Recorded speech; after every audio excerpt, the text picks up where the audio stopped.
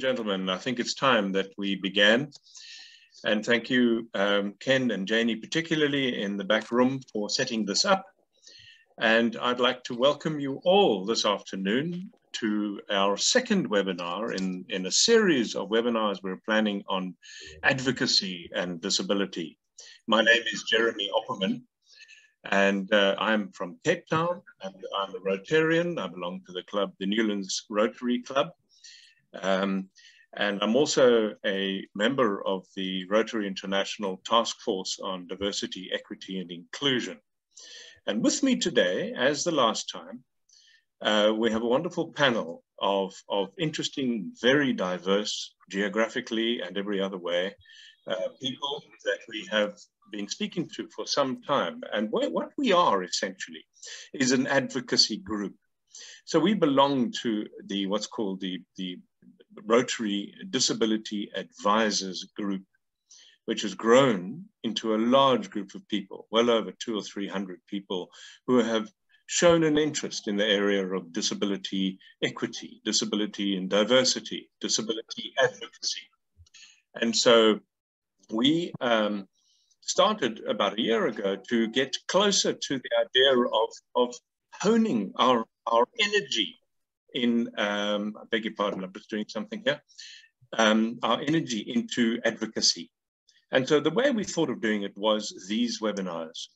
And so today's webinar, after I introduce I just want to mute something here because I'm being plagued by, there we go. So the series of webinars will be by no means the only two. We're going to be doing this more and more and more as the topics come up. And today's topic is about media ableism. And we're going to be unpacking that term, and we're going to be discussing the issue of how equipped is media? How well does media do? Do we get let down by media? But before I do anything else, and I'm noticing some interference on the Zoom connection now. So what I'd like to ask is if we all mute ourselves, except for my panel, and we are going to be entertaining questions, but not dealing with them until the end. And the end will be a full half hour of tackling questions, and the various panelists will answer your questions. But for the first hour, the panelists and I will be discussing and dialoguing this topic. But please feel free to put your questions into the chat room. I won't be able to hear the questions because I'm blind and I use a screen reader. And I've deliberately turned off the screen reader right now because I'm hearing a great deal of interference coming in. So, once again, there's somebody online. Could we please mute ourselves? Would you mind if we could mute ourselves? And Ken, if you can hear perhaps who that was, and mute them if they don't. So, without any further ado, I'd like to introduce my trusty panel of diverse disability advocates. And starting in no particular order, but perhaps ladies first, Jacqueline Wilson from Egypt. Perhaps you'd like to, and let me just quickly run through the names and then I'll ask each and every one of them to introduce themselves. So we have Jacqueline Wilson from Egypt. We have Jeremy Warrener from the United States. We have Luis Malch from Brazil. We have Nalish Singhat from India. And we have Jackie and Jeru from Kenya. So Jacqueline Wilson, would you like to give us a quick 30-second introduction on yourself? Yeah. Thank you, Jeremy. Thank you. My name is Jacqueline Wilson, the president of Rotary Club of EG International in Egypt, District 2451. My job is originally a physician internist, and I work as deputy manager of one of the biggest private hospital here in Alexandria, Egypt. I was invited by President Ken Messon to be a medical advocate for disability issue. His enthusiasm inspired me. I shared in the previous webinar regarding the concept and the meaning of advocacy. I'm delighted to be with you today. Thank you. Thank you, Jacqueline, for that Moving on, Jeremy Warrener, my namesake. Hi, very good. Thank you, name brother. Yes, I'm Jeremy Warrener. I am in Indianapolis, Indiana, in the United States. And I'm a bilateral above knee amputee as a result of severe burns in a vehicle accident 17 years ago. I'm also a person with type 2 diabetes and severe sleep apnea, which both of those disabilities I believe grew out of the loss of my legs. So I am now, my background's in hotel and restaurant management, and now I am working more as a accessible diversity, equity, and inclusion consultant and trainer, and also an inspirational speaker about what it's like to acquire a disability. Thank you, Jeremy. Thank you, Jeremy. Luis Malch, Brazil. Let's hear from you. If you can not burst into tears after last night's loss. Hello, everybody. Thank you very much, Jeremy. I'd like to thank you for this invite and being part of this tremendous group and have this tremendous discussion that we are used to. My name is Luis Malch. I came from Brazil, as you say. Today, I'm not that happy because we lost yesterday from the Africa country, Cameroon, but okay, it's football. Nothing different than that.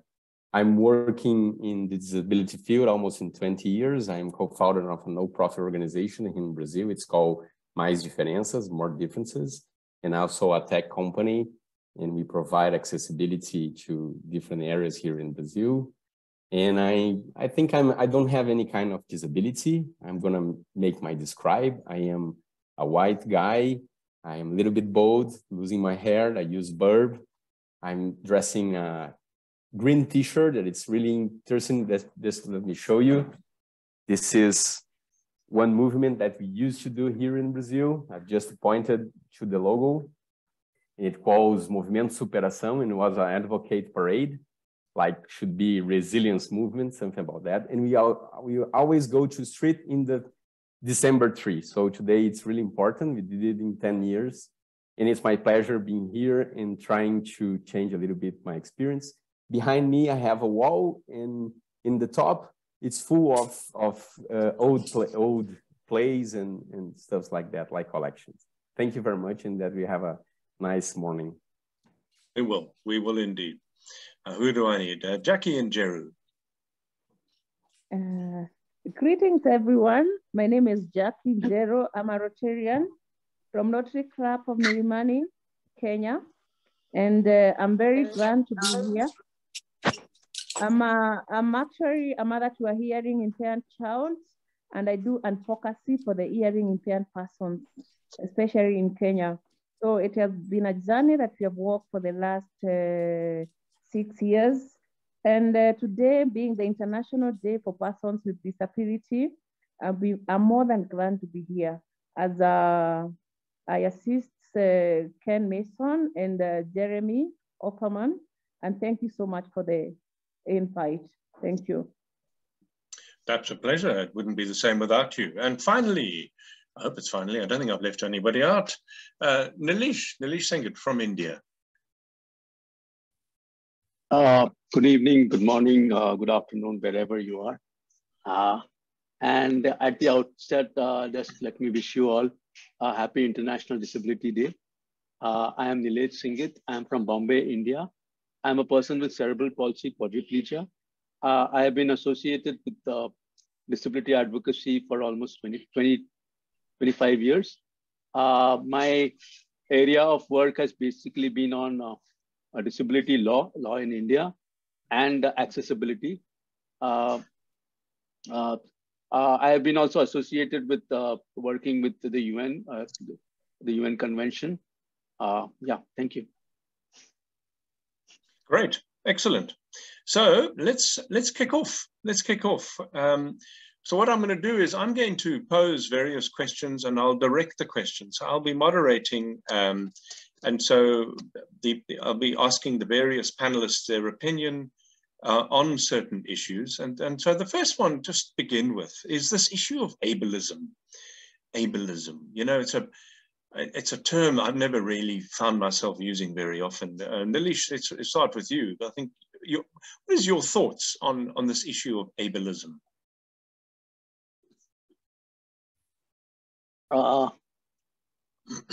Actually, this is a tricky question. That's why I gave it to you. Yes, this is, I mean, you know, disability as a, I mean, you know, advocacy group, or, I mean, you know, as a thing is a pretty new one. I mean, you know, you can just count like, you know, like 20 years, 30 years. I mean, you know, maybe starting from, I mean, you know, when Judy Human kind of, you know, and I forget the name, the one lady who kind of, you know, held the bus in New York. And actually, I think that the movement started from there. So people with, I mean, the non-disabled people have a lot of preconceived notions about disability. And people think that just because one has an impairment, one is not capable of doing a lot of things. And from there, the entire premise starts that you are not good enough to do anything. Now, and also, I mean, you know, the language is very, the language used in disability is very controversial. What do you say? Do you call a person with disability a disabled person? And then people kind of, you know, have all these new neologisms like, you know, differently abled, people with determination, and, you know, everybody wants to kind of say, I mean, try to be good to people with disabilities. Or we don't want to hurt your feelings.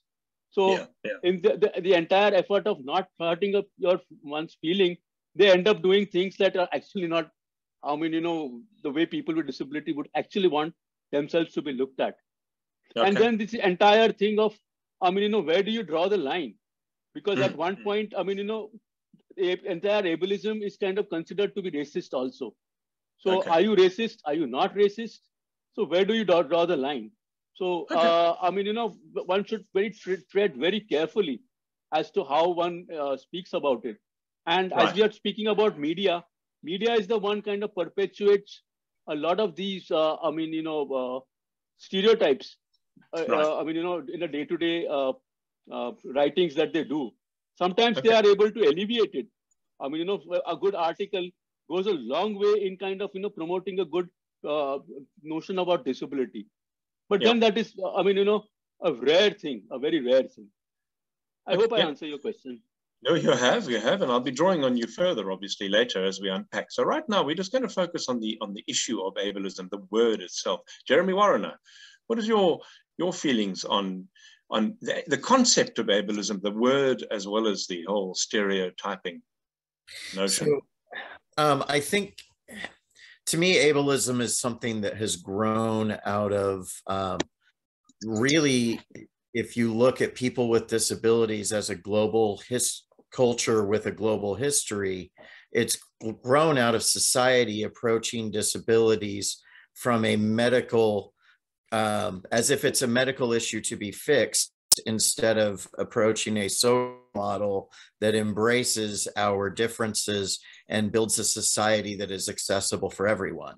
And as a result of not developing that society, people who do not live with a disability, even those who are very close to folks with disabilities, still exercise a particular privilege, if you will, of being able to access the world without.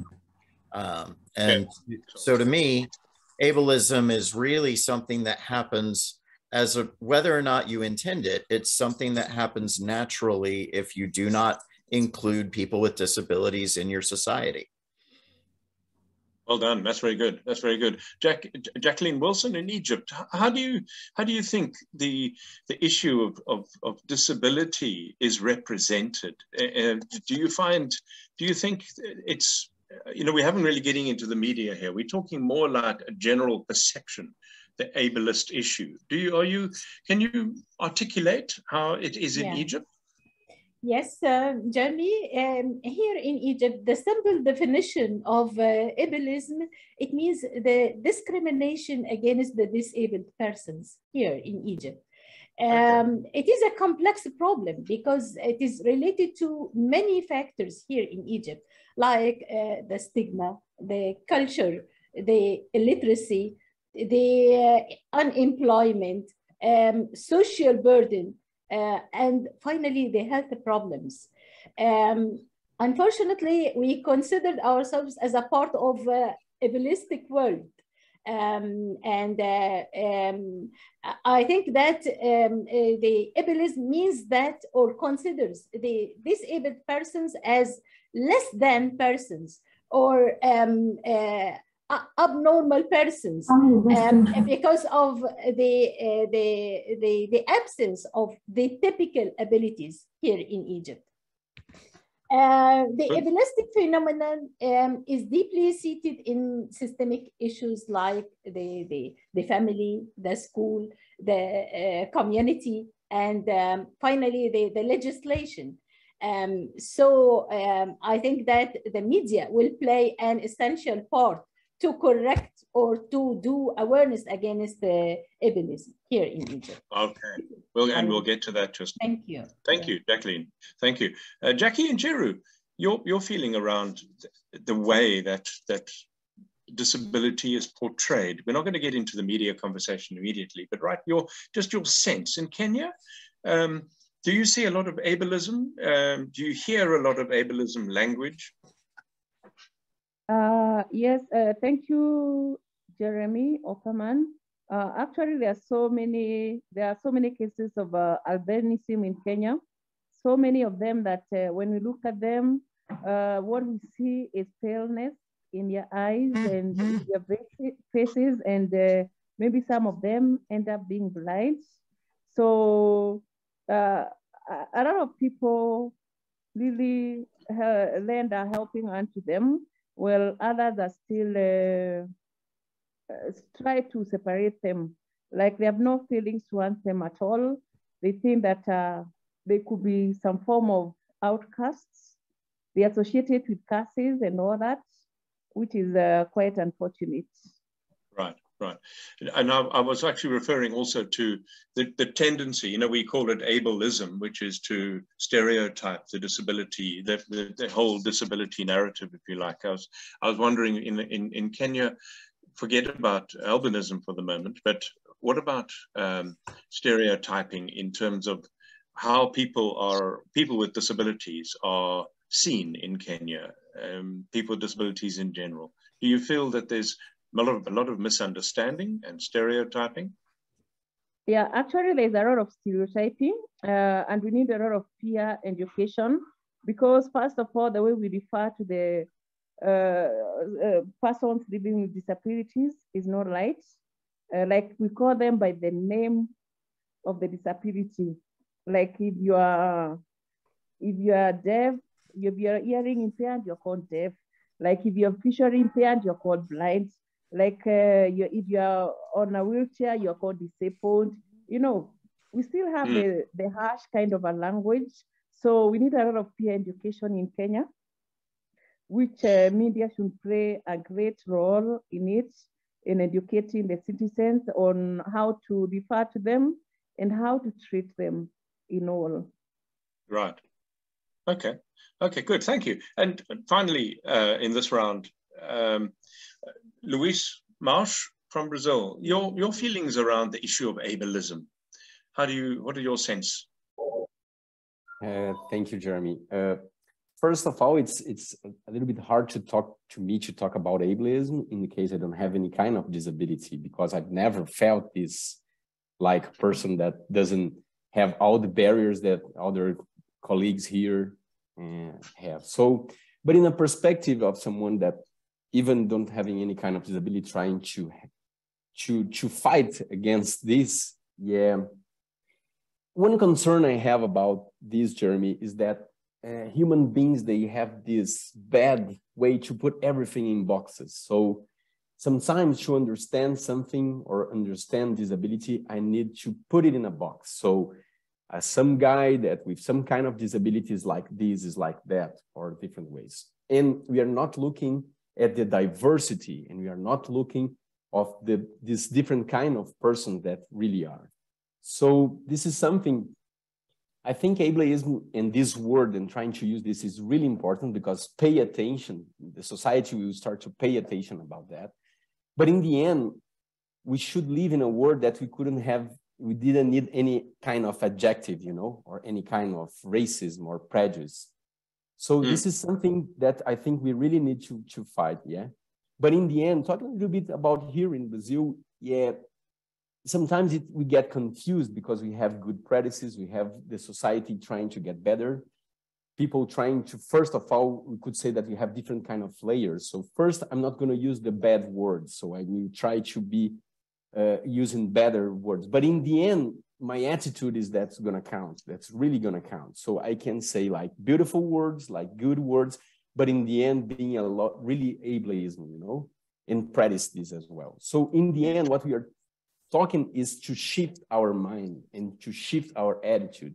Otherwise, we're still going to be ableistic, and we're still going to try, just like Nalish say, trying to find the best word to represent the other. So I think this is something that you really need to be attention, yeah?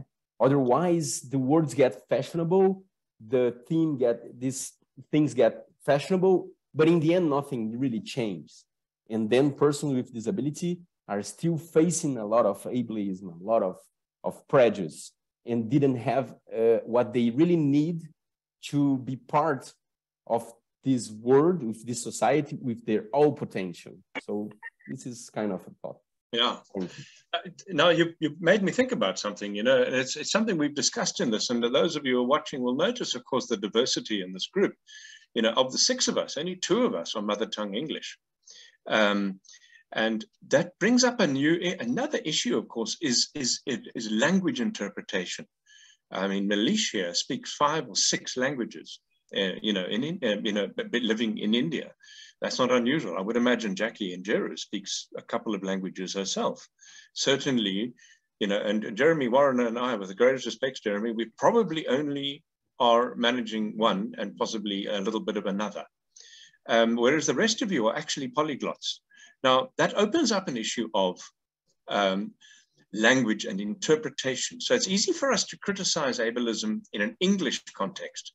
But Nalish Singhat, what are your thoughts about language and interpretation of the concept? English is actually a very funny language. But you know, if you are you know, using other languages, like, I mean, I speak Hindi and you know, Gujarati, Marathi. They are actually very, very similar. They share the same vocabulary, but the syntax is a little different. But the thing is, there is no word as disability that we use it in English. The word disability has a lot of history to it. I mean, if you look at the word disability etymologically, it is actually not a very good word. In fact, there is, I mean, you know, this whole movement that was going on in the 90s and 2000s, where there were these slogans going on, don't diss my ability. I mean, you know, the word, I mean, you know, they were breaking up the word disability, saying don't diss my ability. So that was the kind of word, I mean, you know, campaign that was going on. And then that kind of led to, I mean, you know, what we understand disability now. Yeah, I mean, if you're across the pond, you may say person with disability. And if you're this side of the pond, you may say person with disability, like, sorry, disabled person and person with disability. I mean, you can use it interchangeably. But in India, the languages that, I mean, you know, Sanskrit is the mother language where all the vocabulary comes from, you know, be it any language, except, you know, Urdu and Farsi and things like that, where, I mean, you know, the Arabic is the, I mean, you know, the word, I mean, you know, language that loans the words. So you don't have any word like that. So the only word that comes up like for disability in Hindi is Viklang, which if you translate it, you know, it means a person with various deformities. I mean, that is the, I mean, the meaning of the word. So in India, it is actually very difficult to kind of, you know, come up with the exact word for disability. There is a lot of, I mean, you know, back and forth going on. So we kind of left it to the, I mean, the government took up the initiative of finding a word, and they made a big mess of it. Now, for example, they use the word Divyang for disability, and it has become an official word, and there is nothing that we can do to kind of change it unless the Modi government goes away. I mean, I'm not being political here. I'm just trying to kind of, you know, speak about disability here. So Divyang basically means a kind of a part of God. I mean, you're kind of, divine being.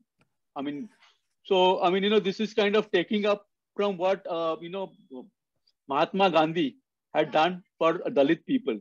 He had called them Harijan, which means people of God. So now this guy has went one step ahead, saying that you're not people of God, you're God himself. So, I mean, so this is the kind of, politics that has been going on. So, I mean, again, there is this whole thing of the hegemony of the English language. I mean, why does, why do people have to kind of follow what the English language people are saying? We can have our own words. I mean, and Viklang itself could be kind of, we could kind of, have it mean the same thing as a disabled person without trying to kind of, say that, okay, you mean something here in English, we have to have the similar word here. So I think there is a lot of politics going on, and we are trying to kind of work it out. But ultimately, see, again, English is a language you may love it, may hate it, but it is not something that you can ignore. So a lot of people are kind of taking up the English words directly into the language.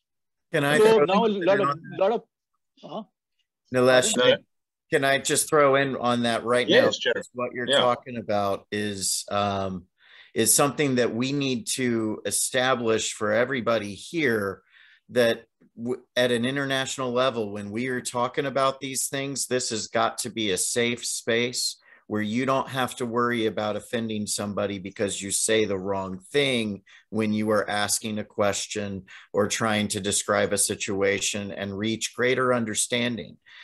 So for all of us. I was coming to that. See, what ultimately we need to look at is the United Nations, the UN Convention of Persons with Disabilities. They use person with disabilities. So that could be the, a word that everybody can use without any problem, because that has been in a way mandated by the UN. Everybody has agreed to it. Now, if you, if it is translated as handicap in, sorry, my pronunciation is not good, but in French, it is translated as handicap, but it still means the same thing. So, we need to kind of, have a kind of a consensus that we are going to use person with disabilities everywhere, irrespective of what language we speak. That should solve all our problems when it comes to what a person with disability ought to be called. I hope I answered. Let me just quick. Okay, you did, and more than enough. But it's with my point, and you've made that point, is that this is the world, and there are many languages and many countries, and so this does add texture to the issue. We tend to think, because we're English speaking, some of us, we tend to think that our position is the only one. Of course, it's not. In an enormous country like India, and in Brazil for that matter, and I would like to have got your opinion, actually, Luis, but right now I'm running out of time. That was quite a stimulating part of the conversation, but I want to switch gears, if you don't mind. And now that we've laid something of a foundation here, can perhaps Janie or Ken see who's making a racket there, and see if you can mute them, if you can. If you can just give us like 2 or 3 seconds, Jeremy, then I can flag who it is. No, I can't see. I'll do my best. Okay, well, we'll have to talk over them. It's not behind you, is it, Nilesh? No, I'm muted. You're muted. Okay, so it's not you. All right, well, we'll move on. The next part that we want to talk about now is getting to media proper, and actually looking at media and how well does media, now bearing in mind, that's why I started this with that foundation, but bearing in mind that language is covering disability in different ways in different countries, whether you're in Brazil, or Egypt, or India, or Kenya, in a more Anglophone part of the world. So we must bear that in mind. But having said that, how do we feel about media understanding a disability? how well does media understand disability? That obviously will inform the way they write about and report on issues of disability. Now, I know for a fact, because I know many people who are listening to this have very strong opinions about this, and several of us in this room do as well. So I'm going to have to be quite tough on you in my panel here in terms of timing. So if you keep your answers shorter. Jeremy Warrener, I'm going to throw it at you first. What are your thoughts on media and the issue of handling disability in general? Does media get disability? The short answer to that is no. I think that there certainly are folks within the media who make a very strong attempt to be as inclusive as they can. But as a whole, but the first example that I would give was that recently here in the United States, there was a story on News Nation that was actually about how a reporter from NBC had potentially misrepresented somebody and been very ableist in their approach after having interviewed a political candidate who was a stroke victim who needed certain accommodations because from an auditory standpoint, the symptom of the stroke left him unable to understand things clearly at an auditory level. So questions had to be presented in captioning. And with that accommodation, he was able to handle any question. This reporter from NBC went on to state after the fact, after the interview was over, that when she had been having small talk with him, that he had seemed to be incoherent, mentally incapable, made comments that completely negated the fact that reasonable accommodation can allow a person with a disability, whether it's a temporary disability, a permanent disability, a physical disability, or a mental or emotional challenge, that with reasonable accommodations, we can function at the same level as everybody else. And from an ableism standpoint, that story began with that reporter saying that he had no idea what ableism was and so had to look it up. And then as you watch the story that should have been about ableism and addressing these issues, he went on to politicize the story about how the left media was approaching it one way, and it completely got away from the point of what the real story was in regards to people with disabilities being able to function as well as anybody who doesn't have a disability, as long as we approach it from a different way and adapt. Right. And of course, this is a very important thing, is that as so often happens, the point is missed. And slipped into classic, you know what that reminded me so much of was the old medical model, social model thing, where, we've been moving away from the medical model attitude, which was actually focusing on the disability as being the problem, and looking towards a social model mindedness, which looks at the barriers rather in a very simplistic terms. And apologies to any academics in the room, because they tend to catch fire when we don't deal with this in enough nuanced, but we haven't got the time for that.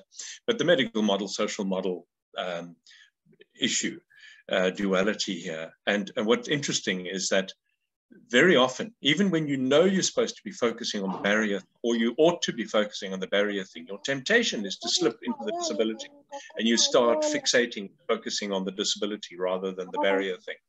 And that's just so unfortunate. And this is really important, because that's what that was all about. It wasn't just that he didn't understand ableism. It was that after being explained, he looked it up. He didn't deal with it. And then, And I would add to that it's proof right there that the media does not understand how the disability community needs these things to be represented. They're not connected with the fact that we are moving away from a medical model where disabilities are an issue to be fixed to a social model where disabilities are in fact very diverse opportunities for us to grow and innovate. Right, thank you.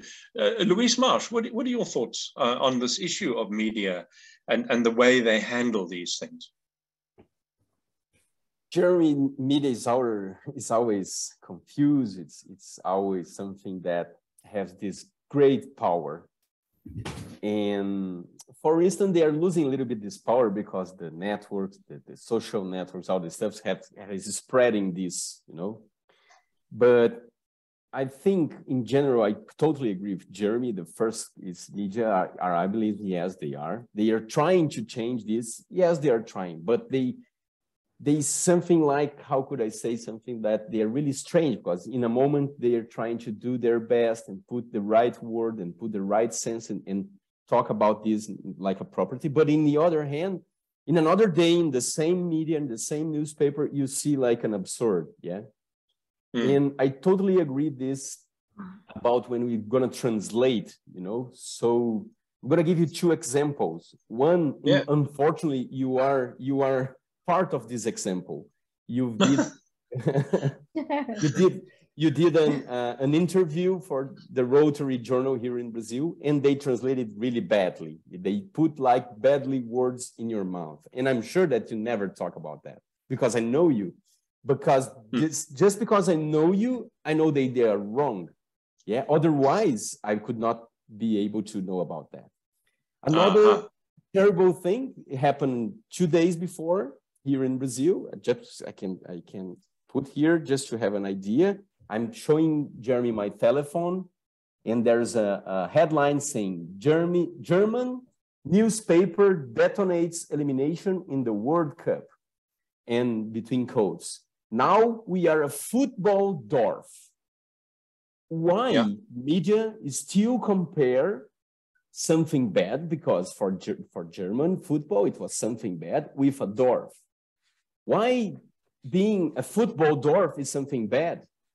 Because why we are using this expression to determine that and in the end, they say that we are like a football dwarf, it is a drama.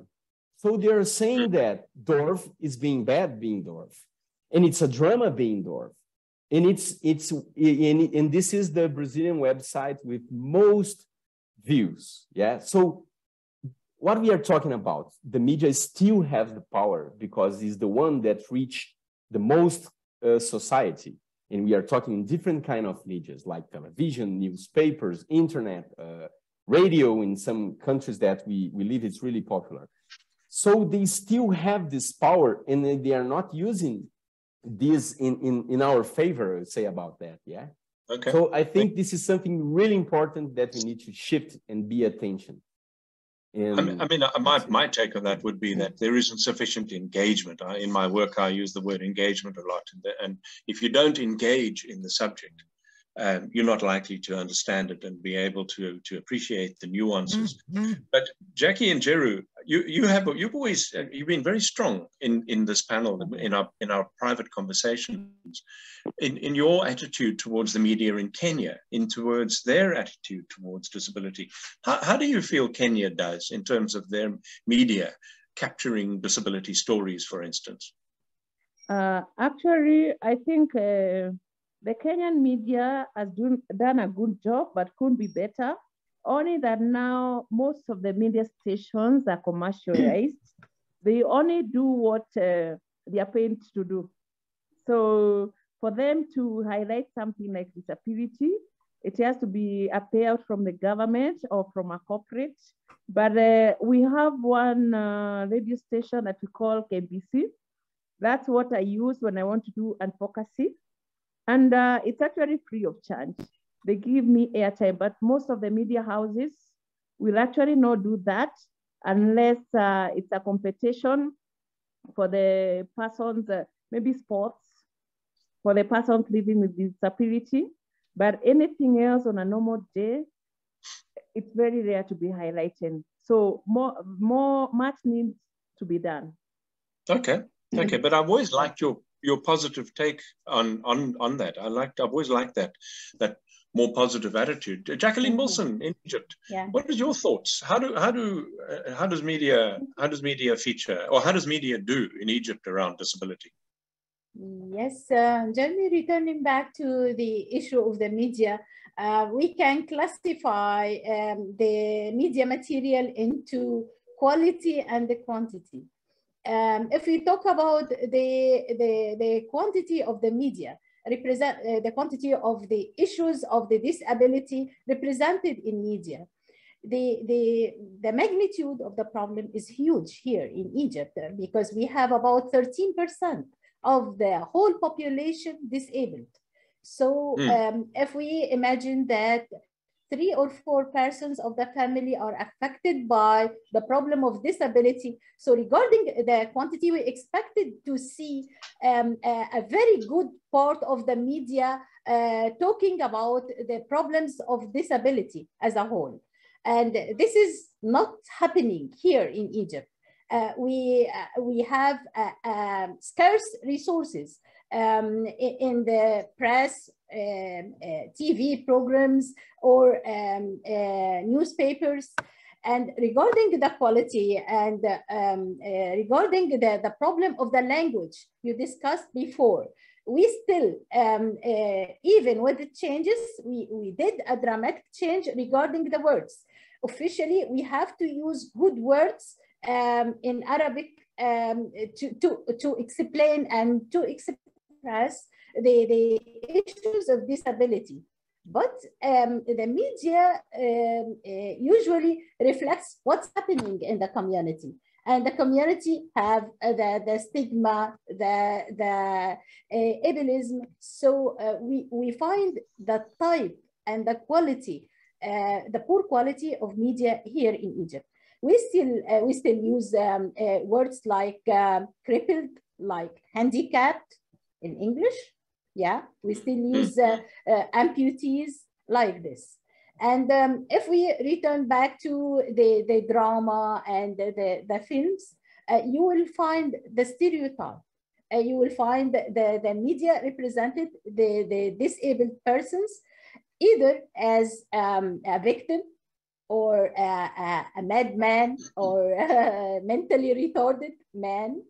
Or superhero. Sometimes this is the very good model, but it doesn't represent the real situation of the disabled persons here in Egypt. We want the media to be realistic and touching the hearts. This is my impression. Very good. Thank you. Thank you. That was excellent. That, I mean, I'm always thinking, you know, I'm reminded of thinking of language and the use of bad. You know, I mean, Louise Marsh brought it up very clearly just now, but that clearly was an interpretive issue using an unfortunate term, which we in English would have picked up quickly, but might not have, you know, been so apparent being in Portuguese in that instance. But also, it was also likely that they might have been more sensitive in terms of the choice of words. But the story I always think about was years ago when I was approached by a journalist to talk about a particular issue, and it happened to involve 2 people who are wheelchair users, and she was using the age-old term that so many people fall into, and I heard it again today in an NPO related to disability, and I couldn't believe it. A senior person talking about wheelchair bound. I know there's a shudder going through the room right now, and the other one, of course, is confined to a wheelchair. And I said to the woman, well, listen, be the first journalist on earth to get it right. It's a person with a wheelchair user. Okay, a wheelchair user. And she said, oh, wow, thank you for telling me. That's very good. I promise you, I'll write that in the story. And to her credit, she said later that she did. And when the story came out, there it was, wheelchair bound, confined to a wheelchair. And she phoned me and she said, I'm terribly sorry. I'm terribly sorry. I wrote it as wheelchair user, and the sub-editors changed it back to wheelchair bound. And so it's a lesson that, once again, the engagement is not there. We need to see more. I think the media needs to, very much like corporates and employers all around the world, they need to be educated as well. And so we don't have sufficient, somehow there needs to be more or some way of increasing this level of understanding of the issue, the modern, I always talk about it as the modern way of looking at disability. the paradigm is shifting. It hasn't quite shifted, but we've shifted away from the age-old medical model-mindedness, and yet these mistakes are being made and perpetuated. And so what we're going to talk about a little bit now is actually getting it wrong. Jeremy Warner, do you have any quick, very quickly, stories before we move on to the last topic, but any horror stories around language used in media stories?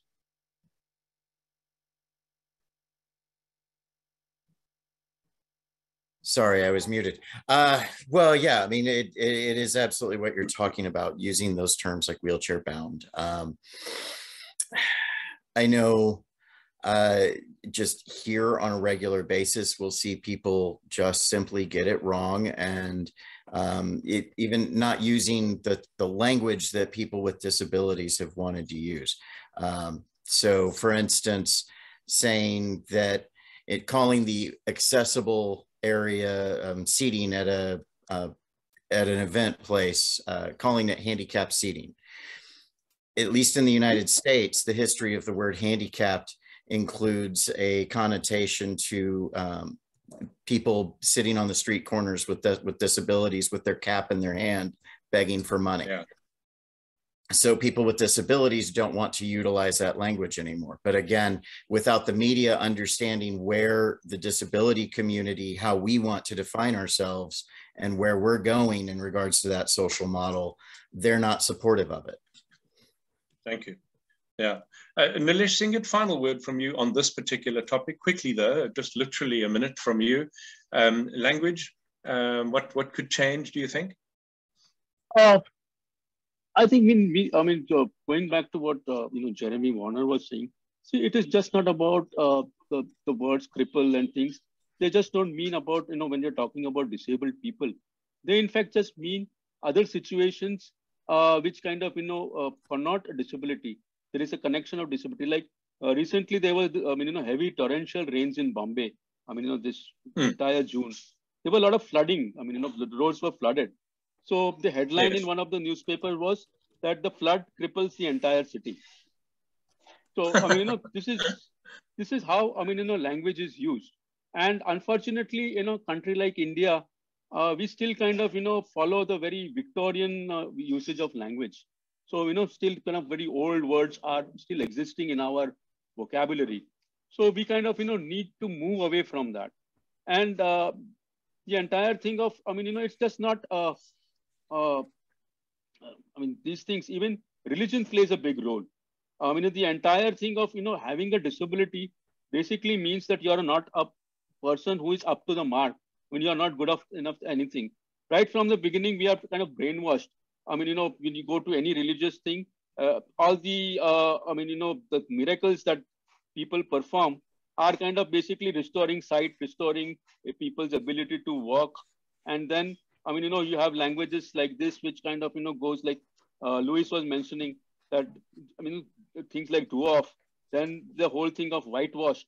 You should look at, one of the videos that is doing around on WhatsApp about Muhammad Ali, the boxer. One of the things he says that why are all the angels white? Can't they not be black angels? Oh, then he says, tongue in cheek, yes, angels. Maybe they were kind of in the kitchen helping out God, cooking something for him. So that is what black people are meant to do. So, this is the kind of, ableist and racist language that we have. We need to kind of go away from this entire thing. And the only way that is possible is more people with disabilities being visible and doing things that other people, are supposed to do. So, it's a huge thing that we need to work at. Right. Thank you. Thank you. Now that's very interesting, and you've made me think of something that is so important to understand here. Of the parallels, we often forget that the parallels in diversity between, let's say, gender, women particularly, obviously the LGBT thing, but let's focus on gender for the moment, and then race. Now, we've had millennia of struggle for women to reach some form of parity, empowerment, acceptance. And with race, we've taken a lot longer. Well, it hasn't taken as long. We haven't been at it long enough. but the fact is that we've dealt with a lot of racial issues. And the parallels between the racial, the nonsense that people of color and women have had to face, that garbage about not thinking you can do things because of your color or your gender, that kind of nonsense is precisely what people with disabilities have always faced and are still facing. And it always amazes me as a diversity practitioner. I'm always fascinated by the fact that we're on our third tier now, where this is the third parallel. And we've made these mistakes and we've learned things from the other two, particularly gender and race. And yet we're still making the same mistakes. This is like the blonde joke all over and over again. And I'm just wondering how long it takes to actually get this thing right. You know, I'm mindful that women have had the vote for only 100 years and change in most of the world. And still there are glass ceilings, and still there is a lack of parity. And so I shudder when I think of that, because how long is it going to take for people with disabilities to be genuinely accepted?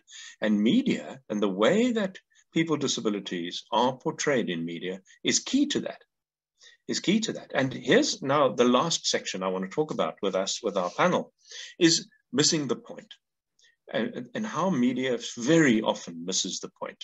So, for instance, we're talking about focusing on, and Nalish brought it up just now, the superhero syndrome, the zero to hero.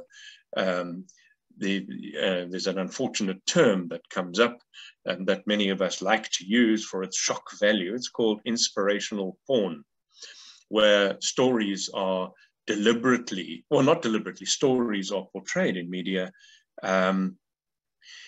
without actually realizing that all they are inspiring, but they don't actually achieve a great deal. Nalish Singh, very quickly, in a minute or two, what are your thoughts about missing the point, looking at the wrong things, focusing on the wrong story, for instance?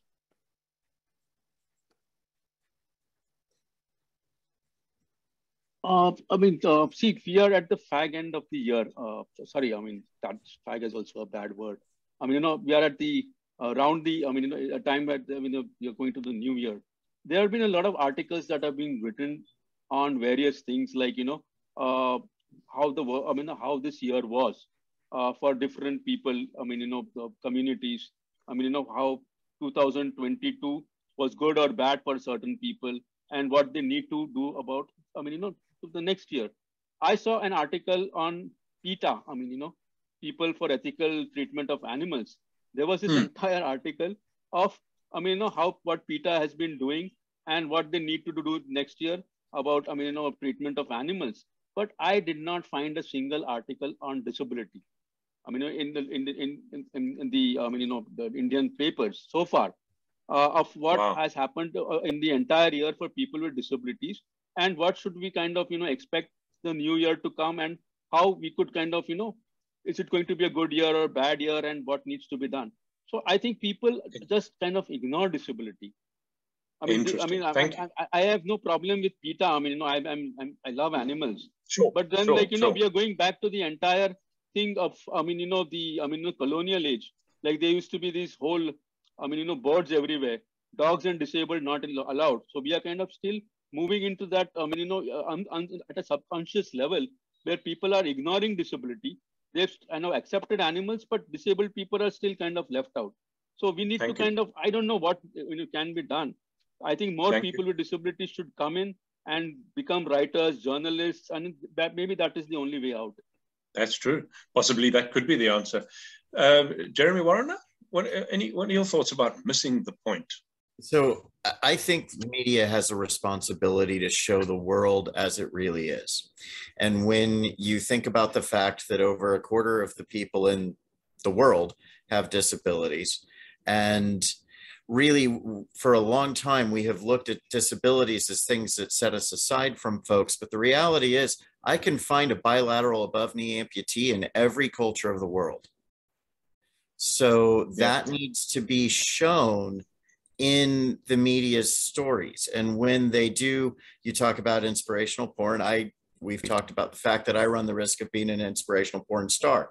And but what they have to show, while there is hope in our stories and in our adversity and in our resilience, there also is a lot of struggle, and they have a responsibility that if they're going to do that hopeful story, they've got to show the whole picture.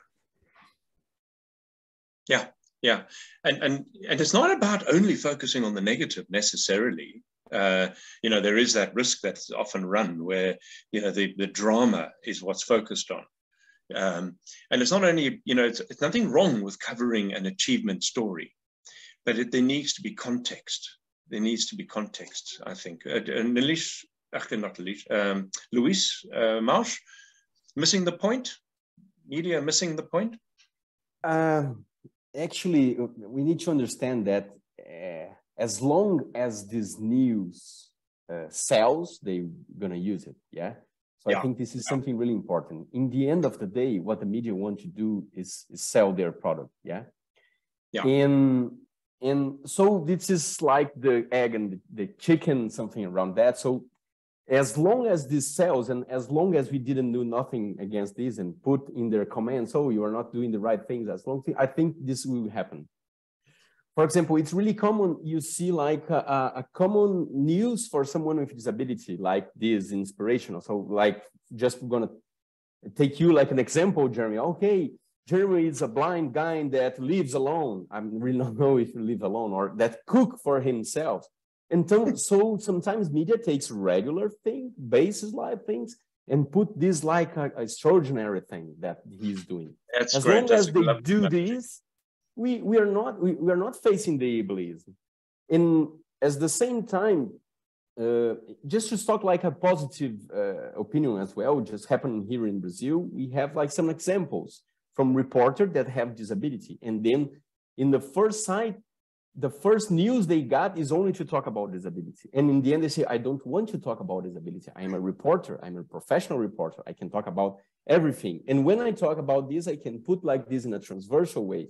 I can talk about disability like a natural thing or something like that. Right now, we have soap operas in Brazil. They are really popular. And in the past, the villain get in a wheelchair, you know? All the villain, if they're not gonna die, they put them in a wheelchair, or they put them like a blind guy. So it was really close in the 80s, this kind of thing happened. Right now, we have a soap opera that has a woman, a wheelchair woman, that she's actually an actor, and she's actually a wheelchair woman, and she is bringing out these ableism concepts really natural through this soap opera. So things are changing in the end, but we still have a lot of things to do. And I think this is really important. As long as society wants to buy this kind of news, things are not going to change. Thank you. Thank you. Now I'm mindful, I know I haven't asked my other two guests, but I'm mindful of time because I'm pretty sure that we've got a buzzing room. But before we get into that buzzing room, I'm going to take my prerogative as moderator to add my own 2 cents in this conversation. And I felt for a long time about this missing the point thing, is that they miss the point so often that is really newsworthy. And the way I look at it is that we tend to focus on the body bags. We tend to focus on the death toll. Think about any disaster you like, whether it be a shooting in Sweden, America, New Zealand, my country, Moscow, in a crime shooting where you've got multiple people killed. And you'll notice very quickly, that the death toll is highlighted. And there might be a reference to several people being injured. Think of these shootings we've heard about in the last couple of months. And you think about, they'll speak a little bit about, you know, a handful of people injured. Very often, a very uncertain number. Then 2 days later, all you'll see are those who died. Now, my point here is that, as we had in the school, if you're going to be hit by several high-velocity bullets as a 7-year-old child, the chances are that you're going to have a lasting disability. The chances are fairly high that you will have a lasting disability afterwards. There's somebody in the room, in fact, as in the audience, who is the victim when he was younger of exactly that. And decades later, he's still feeling the effects of 3 bullets in him. Now, my point here is that you'll never hear a word about the survivors. Whether they became disabled, whether they didn't, it's never been newsworthy. And there's one particular news story. Everybody knows George Floyd. Everybody knows George Floyd. You'd have to be living under a rock not to know who George Floyd was. And he died. But I'll bet you very few people in the room remember Jacob Blake. And Jacob Blake was the man at exactly the same time as George Floyd. Within 2 weeks of George Floyd, was shot in the back 7 times by a policeman, and obviously was paralyzed after that. And there's not a peep in the media about it.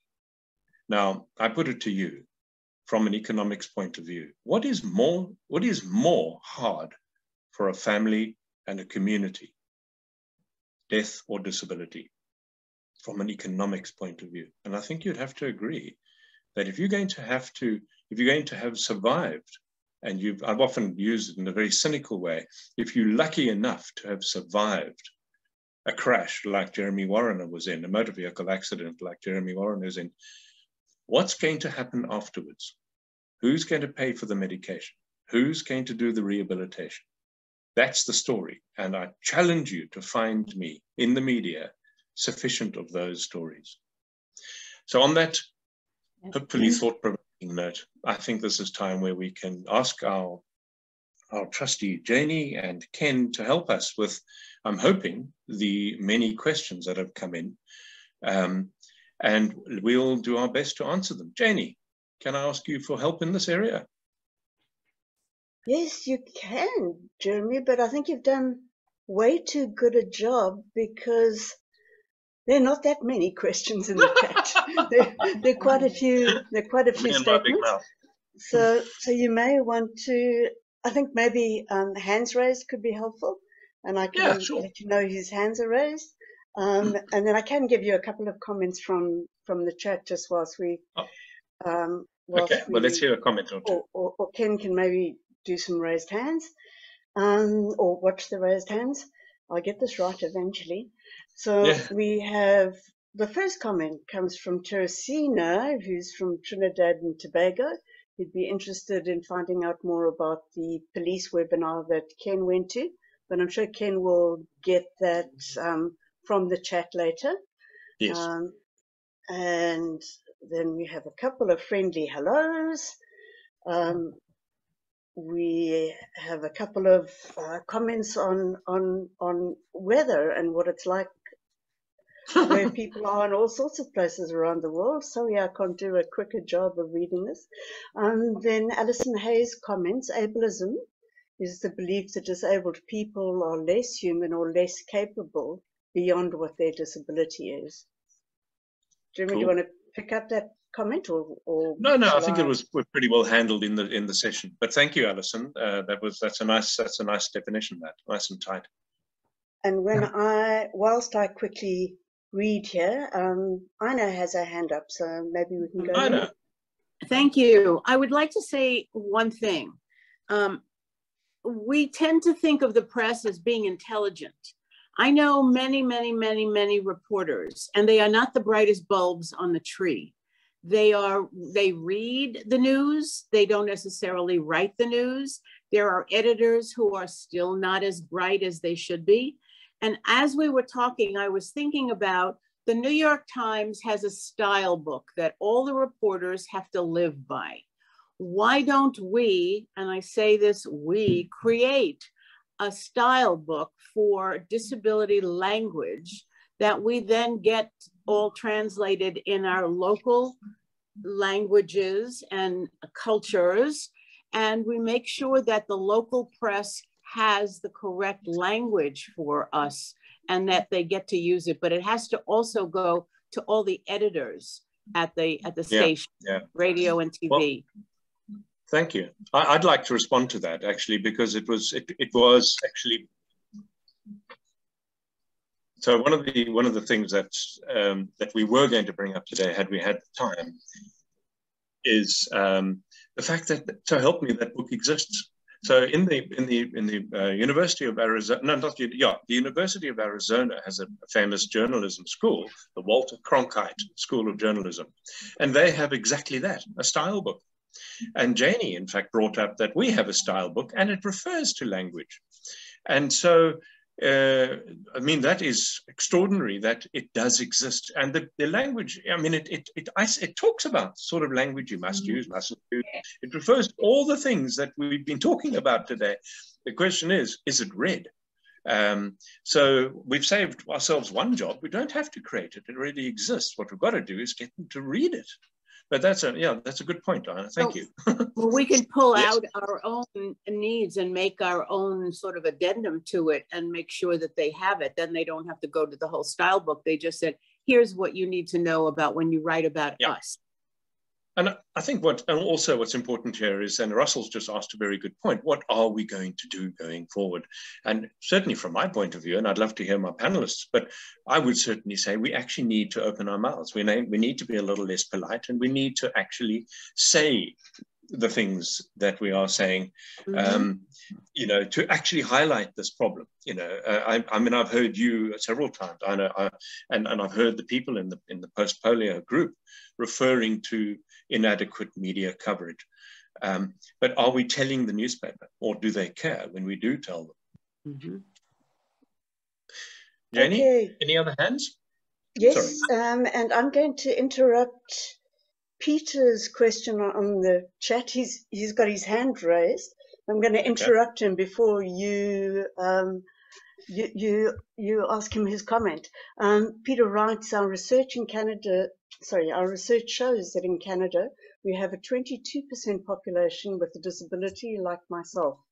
Companies and government may have a policy, but it is difficult to find who is responsible and accountable. Is this the same in other countries?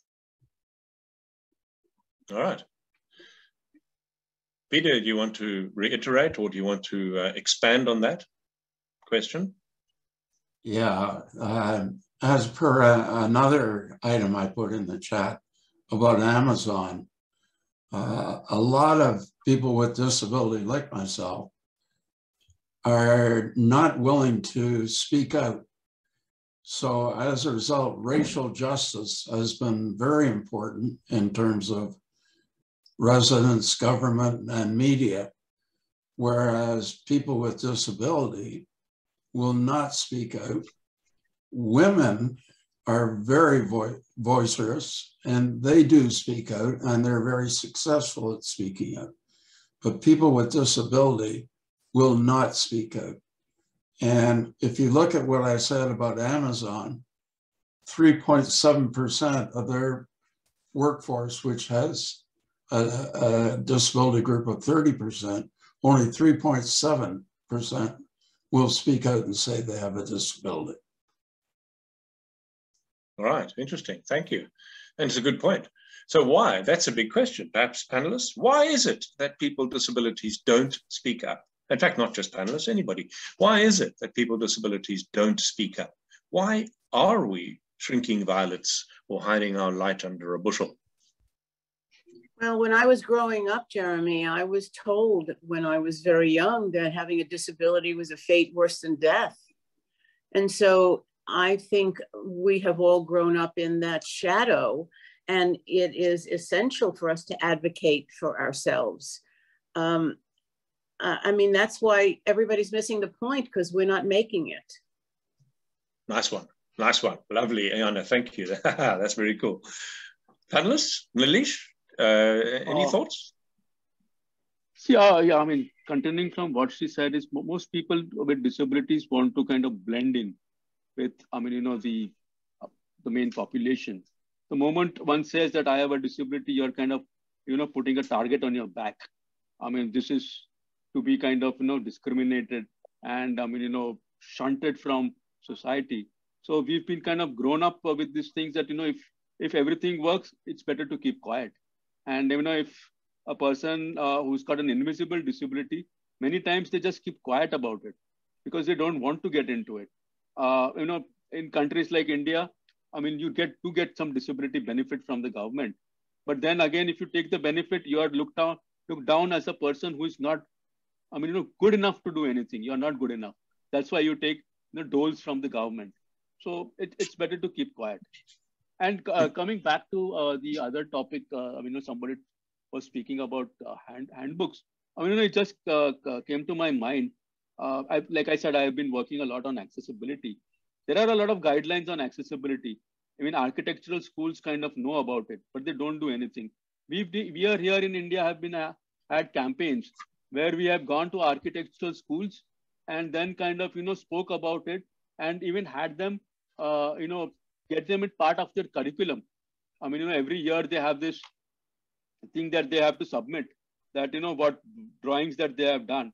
We've even had architectural competitions where we have given them things. And I think, it has really helped.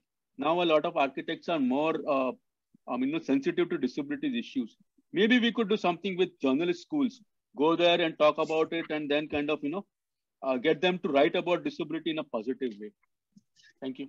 Yeah, I have just an opinion that I think that the people with disability feel marginalized because there is no top management commitment, no change of legislations, no serious actions taken to express their needs and help them to have more steps forward. I think this is the way to reach the hearts of disabled persons, to feel that something serious, something will happen to change the current situation in all countries. Yeah. I think if I can, this is where allyship really comes into play. And thanks. This is absolutely where we have a responsibility to build that allyship with the media, for one, to again present the world as it is. But that allyship doesn't stop there. That allyship goes into developers to make certain that architects are embracing universal design. And it is, we have to look at our history as a culture, as people with disabilities, and also recognize that our voices are becoming so much louder now because we have assistive technology like this that is allowing us to communicate and actually connect as a people. Thank you. Thank you. And allyship, I think, and that was crucially said. I'm mindful of the struggle Emmeline Pankhurst and her sisters and all her supporters had in England around suffrage, getting suffrage. And there were many women who were against women's vote, and it made it harder and it made it longer. But on the other hand, there were many men that were in support of women's suffrage, and that made it easier. And so allyship is a vital thing that we need to actually embrace more, I believe. Is to be strong, to stand up.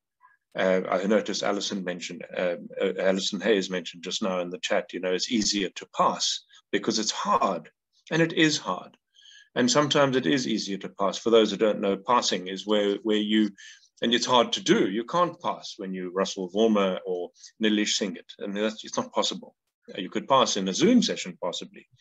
But I passed for years where I pretended I was sighted when I wasn't. And it's easier because we want to fit in. But at some point we're going to, if we want to change, we've actually got to put our money where our mouth is more. But the media is the engine room. And without their support, we're going to struggle. And so it is, I think we do need to find a way to get them to buy into this thing. Any thoughts? Are there any other hands up, Jenny? Yes, Jeremy, you've got two hands raised. First, Dr. Farhana Ahmed, and then Russell Bowman. Okay, first up. Sorry, I was interrupted by a talking computer. I missed the person's name. Dr. Farhana. Yes, I am Dr. Farhana. Yes, Jeremy, thank you very much. I'm Dr. Farhana. I'm from Bangladesh. I have a thought. In the 40 years I have been growing up, people with disability were practically invisible in my country. But nowadays it has come up so, it has become so important that we see people around us. So why can't we not put these things in school curriculum syllabus? Because children are more adaptable and more friendly to them if we give them, because they are seeing people. Because in my childhood, I've never seen people with disability. I don't know, I can recall that. But now, since we are seeing people with disability, from our children are seeing these things in wheelchairs and schools and all that, and mainstreaming is a part of the government agenda. So why can we not put it as syllabus in the books, in the curriculums, that there are people with diversity? These are for small children from the schools. And sorry, Dr. Farhana, sorry to interrupt, but your signal seems to be dipping out slightly. Can you maybe just perhaps raise your voice a bit and we'll be able to hear you, or move around in the room if you're on a mobile device? Yeah, I'm in a mobile device. I'll get the speaker up. Okay. Can you hear me now? Yes, perfectly. Thank you. Okay. I was saying that in the 40 years, I don't recall that I've seen people with disability that much. But nowadays, we see people, our children are seeing them. So since they are seeing people with disability, and mainstreaming of children with disability is a agenda in all countries. So why don't we put this thing in the curriculum? Every year a new book is being brought out by the government for the government schools, a new curriculum. So can we not include that people with disability exist? There are certain types of people with disabilities that children can be more, they're more friendly and more adaptive and more, they acceptability is there more in children. This was my idea. Very good idea. And you're absolutely right. As you said, children are far more adaptable. Diversity lands with children far better in schools, for instance, than they do with adults. As Nelson Mandela said, no one's born a racist. No one is born a racist. That's something you got from your folks or from your teachers or from your peers. You certainly didn't get born like that. And so it's the same thing with your attitude towards disability. That's something that's been imposed on you. And so, yeah, you're absolutely correct. If we could see more children with disabilities in mainstream schools, we would have far greater levels of acceptance, I believe. Janie, I think there was another hand, I believe. Yes, and now you have two more. You've got Russell. Good. And then Rolf Hammond. Okay, Russell? Yeah, Jeremy, just to throw in my 6 months worth, and Dr. Farhana's comment there was one that I wanted to raise as well, is that unfortunately humans get separated at an early age, and as a result we get put into boxes, and therefore the exposure to disabilities is an issue. That was my one point. But the other one is that Jeremy W. spoke about the allied force of the disability sector. I'm very critical of the disability sector's lack of unity and bonding together to fight for our cause. We too often, and for fear of discrimination and for fear of losing money for various causes, we pull back and we do not fight the fight. And I do believe that if the disability sector was prouder of itself, it would fight harder. The media, we cannot trust them. We have to make our own media. And I think the power of media is incredible. Just see what Facebook, Twitter, and various other organizations have done to create havoc in the world of communication. And true and honest media, to pass on truthful facts rather than BS, as I like to refer to it. But certainly it would be great if the disability community could unite a bit more around our cause and then fight the fight. And at one university in Cape Town, to take Dr. Farhana's little suggestion of starting out with children. A friend of mine wanted to bring disability sensitization awareness into every single faculty, and it was a part of qualifying for your degrees. Thank you from my side. Thanks, Ross. Thanks very much. And then Rob Hammond. Yes, thank you very much, and an outstanding presentation. I'm sorry I was late getting here. I'd like to point out, I was always a bad reader and an awful speller, and I just thought I was kind of dumb. And I don't know how I ever got hired to be a school teacher, but when I was in my second year teaching, I asked the special ed director to run the diagnostics on me, and it turned out I have severe dyslexia, which I didn't really understand. And I kept it quiet the whole time. They all laughed at me when they said, gee, Mr. Hammond can't even spell. But finally, after my probably third or fourth year as principal, they were doing disability awareness week, month, or whatever. And they said, gee, we have nobody to represent anyone on learning disabilities. And they said, we think you have one, Ralph. Would you, talk to kids about it? And these were first and second graders. And I said, sure. And I really did. And they got it, and they were so understanding. It was really incredible. That was 20 years ago, so when I retired, and I'm not doing it right now, but I'm still big on this inclusion stuff. Kids really get it, and I was included all the way through because I was good in sports. But not in my writing skills or spelling skills or any of that. So I ended up this year, I had the director of special ed come and speak to Rotary. And she showed how she's really working on inclusion and all this other stuff.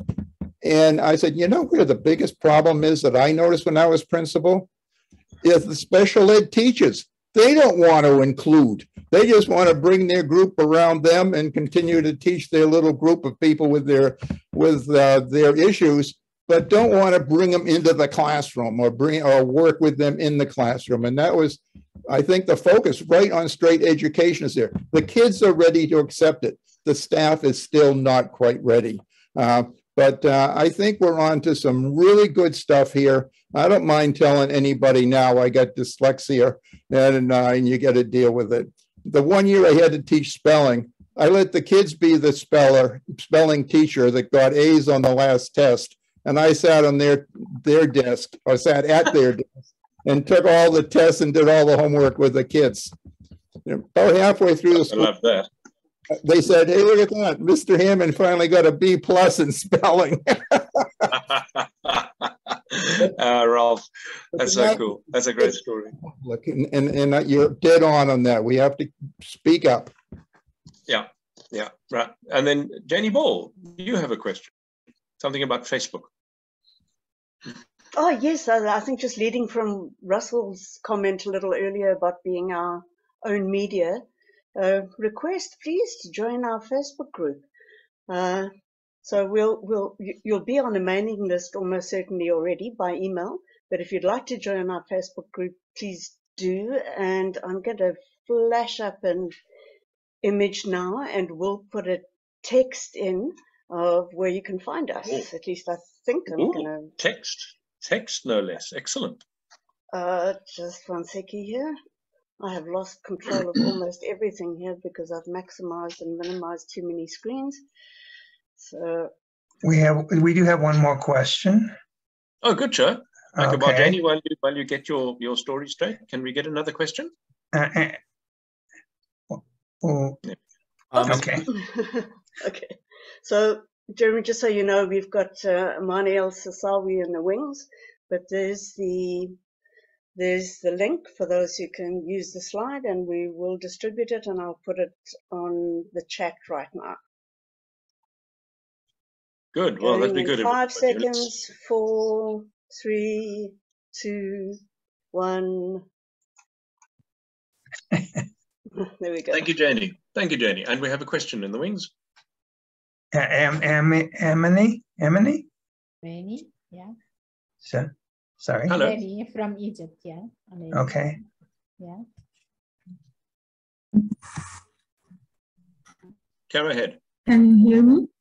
Yes, okay. yes. Thank you, Jeremy and Jacqueline, for allowing me to join you this day. Thank you. My job is a dentist. I'm dealing with the child with disability. Okay.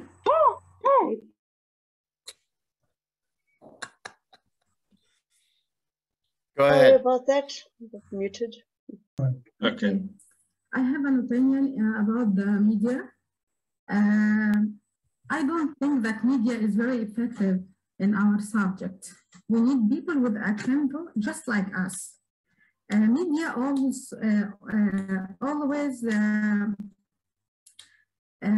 disfigure things. Okay. So I started my own project of dealing with the problem. I used to see disabled children from the age of 5 to 12 suffering in their dental problems. We cannot deal with them very well, as they have. You hear me, Jeremy? You hear me? Mm-hmm. Do you hear me? Yes. Okay. Yes, we can. Okay. Yeah. I think the most difficult disability we are facing in the Western, in the Eastern, is the poverty. The poverty make lots of children disabled and cannot treat their health well. This is my own concern. We have made a protocol with the Cairo University Dental Department to deal with children with a disability and trying to treat them in a proper way, in a very high consequences, as they don't have the opportunity to speak with broken teeth. They cannot speak, they cannot deal with others. So we make a small organization of dentists only to deal with these children. We are trying to prove it by the support of Dr. Jacqueline and Rotary clubs to make this project more efficient. Thank you. Okay. Thank you. Thank you very much. Thank you, Annie. Thank you. Thank you, Yes, Jackie. yes. Thank you. Yeah. Yeah. Unfortunately, as so often happens when we have a dynamic conversation like this, the time runs out and we simply have no choice but to call it a day, which I have to unfortunately interrupt our last questioner. And so as much as I'd very much like to continue this, because this kind of dialogue is so useful, I'm going to have to call it a wrap and say thank you very much, firstly, to Janie and to Ken, particularly Ken, for starting this initiative, and for Janie for climbing in with such gusto in recent weeks in preparation for this, and particularly to the panelists and for participating today in your inimitable way. Louise Marsh from Brazil, Jeremy Warner from America, Jacqueline Wilson from Egypt, Nalish Singhat from Bombay, India, and lastly, of course, Jackie and Jeru from Kenya. So thank you so much to everybody who joined us today and our panelists, and I'll bid you good evening. Thank you. Thank you. Thank you all. Thank you, Jeremy. Thank you.